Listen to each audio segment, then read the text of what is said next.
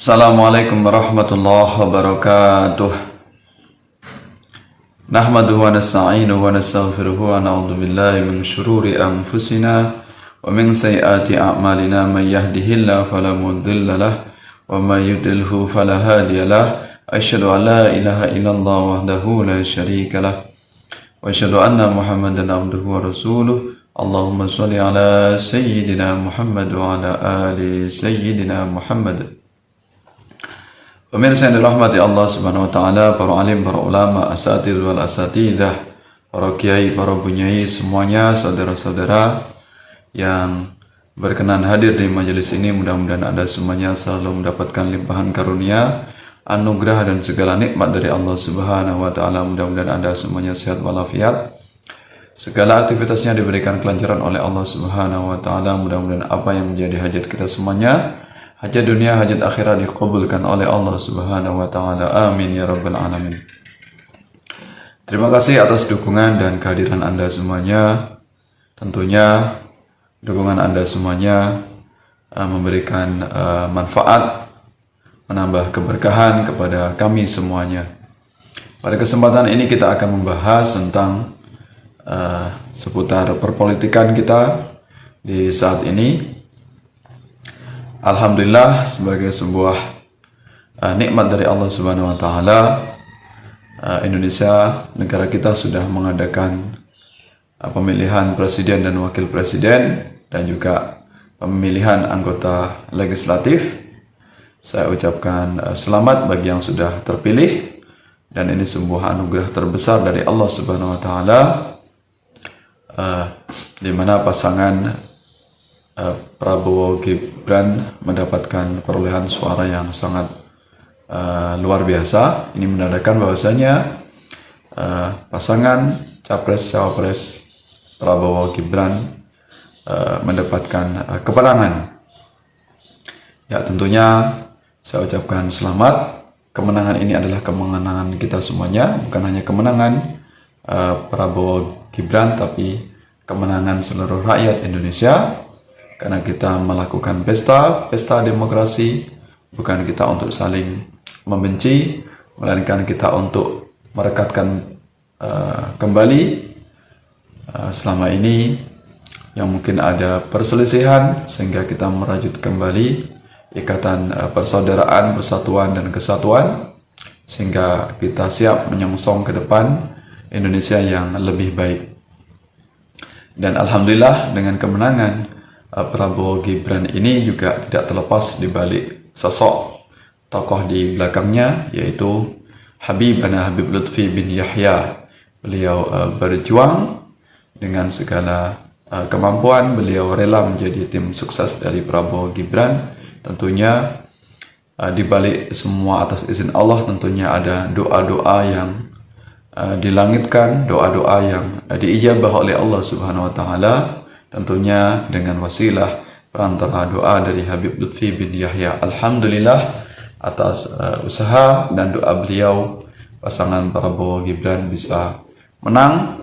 Dan tentunya ini bukan sebuah sekedar kebanggaan, tapi ini sebuah amanah bagaimana nanti Bapak Prabowo dan Mas Gibran bisa menjalankan amanah dengan baik, sehingga bisa menjadi pemimpin yang adil, amanah, tentunya bisa membawa kemakmuran bukan hanya untuk Pak Prabowo dan Gibran, bukan hanya untuk tim suksesnya, tapi untuk kemakmuran seluruh bangsa Indonesia, seluruh rakyat Indonesia, ya, sehingga kita menjadi negara yang adil makmur, negara sejahtera, baldatun thayyibatun wa rabbun ghafur, insyaallah, amin ya rabbal alamin.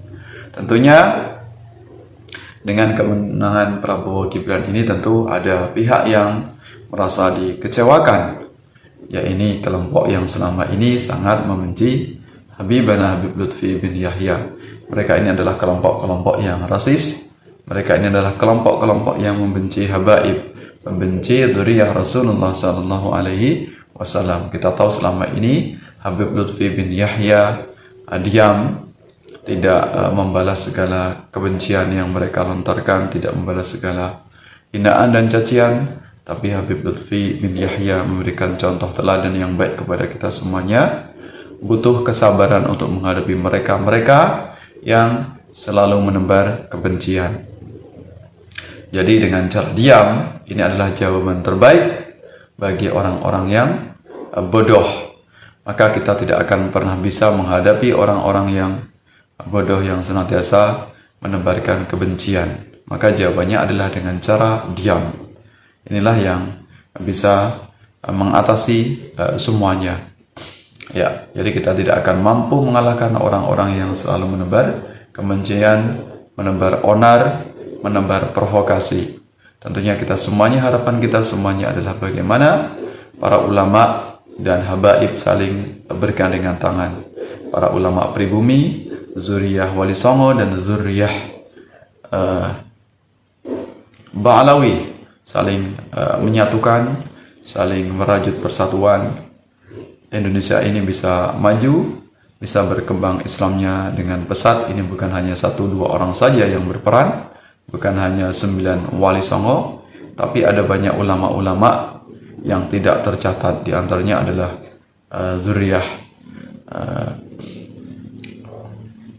Ba'alawi, zuriyah Wali Songo, dan banyak tokoh-tokoh yang tidak tertulis dalam sejarah yang mereka banyak kiprahnya untuk memajukan Islam di Indonesia, Islam di Nusantara. Maka salah besar jika mengklaim merasa paling pribumi, merasa paling berjasa, merasa paling unggul di antara ras yang lainnya. Kita tidak bisa menafikan segelintir 1-2 orang, entah itu dari keturunan pribumi, entah itu dari keturunan Ba'alawi, keturunan habaib yang memiliki perangai yang buruk. Maka tugas kita adalah bagaimana kita memberikan nasihat yang baik, ya, memberikan pengajaran, memberikan teguran, bukan kita membenci kemudian secara keseluruhan membenci ras manapun. Ya, jangan hanya gara-gara 1-2 orang oknum lantas kita memukul rata semuanya harus diberantas. Maka ini adalah sikap yang sangat tidak tepat, sikap yang bertentangan dengan perilaku teladan dari Rasulullah Sallallahu Alaihi Wasallam.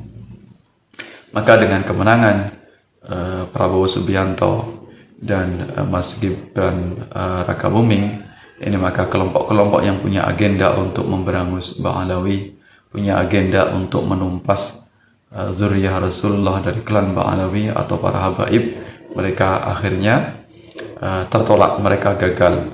Ini semuanya tidak lepas dari kehendak Allah Subhanahu wa taala. Siapapun yang berniat buruk, siapapun yang bercita-cita memiliki niat yang busuk, melakukan kejahatan atas nama agama, apalagi kebencian kepada ras tertentu, kepada ras Yaman, mereka paling unggul, merasa paling mulia di antara ras-ras yang lain, maka tentulah akan dikalahkan oleh Allah Subhanahu wa taala.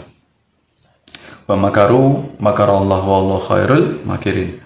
Mereka hendak melakukan makar, melakukan kekejian, kejahatan, ya, tapi Allah membalas mereka. Maka dalam bahasa Jawa ini disebut dengan kualat, ya, mereka yang berupaya untuk menebar kebencian, ingin memberangus, menumpas habaib Ba'alawi di bumi Nusantara ini, mereka dikalahkan oleh Allah Subhanahu wa taala. Maka hendaknya ini sebagai catatan, sebagai pelajaran untuk kita semuanya, jangan menebar kebencian kepada siapapun dia. Kalau ada orang yang bersalah, tugas kita adalah menegurnya, memberikan nasihat yang baik.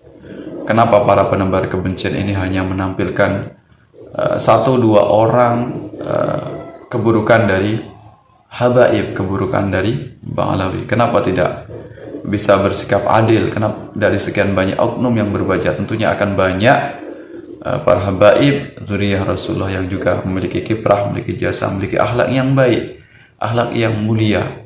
Tapi kenapa kemudian hanya karena kebencian selalu menampilkan yang buruk? Hendaknya kita untuk bisa bersikap adil, mana yang buruk kita tampilkan, kita tunjukkan, kemudian ini sebagai koreksi, mana yang baik ini sebagai sebuah apresiasi juga kita tunjukkan, jangan kita sembunyikan. Nah, inilah sebagai perilaku yang adil. Nah, hendaknya kita untuk bisa saling menghormati, saling menahan dari segala sikap kebencian. Ya, Islam tidak akan bisa berkembang, bertahan dan maju dan lestari kalau kita senantiasa menebarkan kebencian. Indonesia bukan hanya milik segelintir orang, sekelompok orang. Indonesia adalah milik kita semuanya, milik dari berbagai macam agama, milik umat Islam, milik agama-agama yang lain yang juga punya jasa besar bagi Indonesia, milik orang ras Jawa, ras Sunda, ras Sumatera, ras Melayu dan sebagainya. Jadi Indonesia ini berbagai macam suku bangsa yang hendaknya untuk kita jaga bersama, jangan saling menciderai, jangan saling menghina, jangan saling menghujat.